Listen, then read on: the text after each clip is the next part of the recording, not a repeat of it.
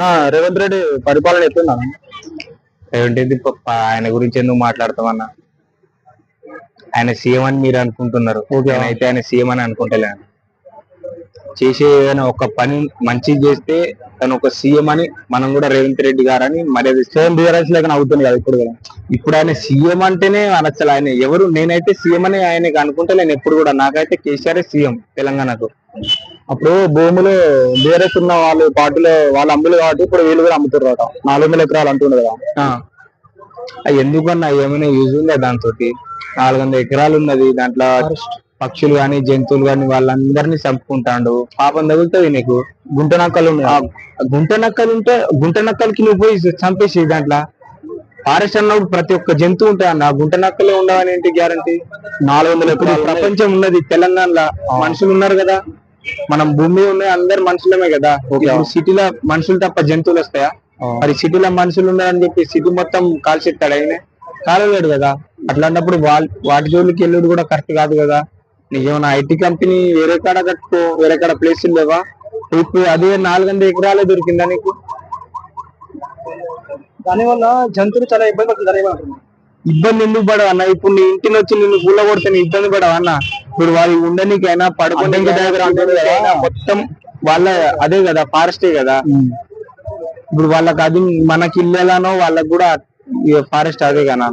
నువ్వు పోయి జేసీబీలు పెడితే చనిపోయిపోతే బతికి బయటపడుతుంది అన్న.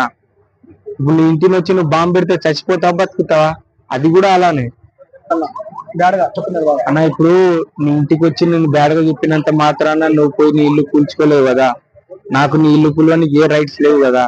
ఎవరు ఒకడన్నది ఒకటి మాట విని నువ్వు పోయి ఫారెస్ట్ కు మొత్తం అంతం చేసేస్తే మరి దాంట్లో ఉండే జంతువులు గాని పక్షులు గాని అవి ఏమైపోతాయని ఒక్కసారి ఆలోచించాలి కదా మనం కూడా. తెలంగాణ సీఎం అన్నప్పుడు తెలంగాణ మొత్తానికి బాధ్యత ఉంటది. ఆయన తెలంగాణ అమ్ముకునేటట్టు చూస్తాడు. ఇవన్నీ విషయాలు సీఎం తెలియదు అంటారా మీరు?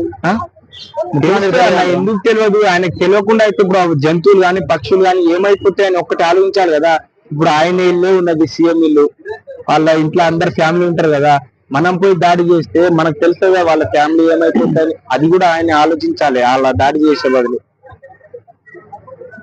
చేసింది తిరగడం తప్ప అంటే తప్ప నాది రైట్ అని ఎలా అంటాం? అంటే ఆయన చేసింది ఏదో యూనివర్సిటీగా తెద్దామని మొత్తం మన యూత్ కోసం కదా చేసింది మొత్తం. ఎంత యూత్ కోసం చేస్తే చాలా జంతువుల ప్రాణాలు పోతున్నాయి అన్న. ఇప్పుడు మన తెలంగాణ ఉన్నది, హైదరాబాద్ ఉన్నది, ఈ పార్క్ ఉన్నది. మనం ఇక్కడికి వచ్చి నీ పార్క్ మొత్తం అంతం చేసేస్తే తెల్లారి నువ్వు పార్క్ కాడ రాలేవు కదా. నీ ఇల్లు ఉన్నది, నీ యొక్క ఫామ్ హౌస్ ఉంటది, అది వచ్చి కూల కొడితే నీకు ఎలా అనిపిస్తుంది? ఇప్పుడు వాటికి మాటలు రాలేవు కాబట్టి, వాళ్ళు యుద్ధం చేయలేవు కాబట్టి ఈ చేయని కొంచెం పోతుంది దారి.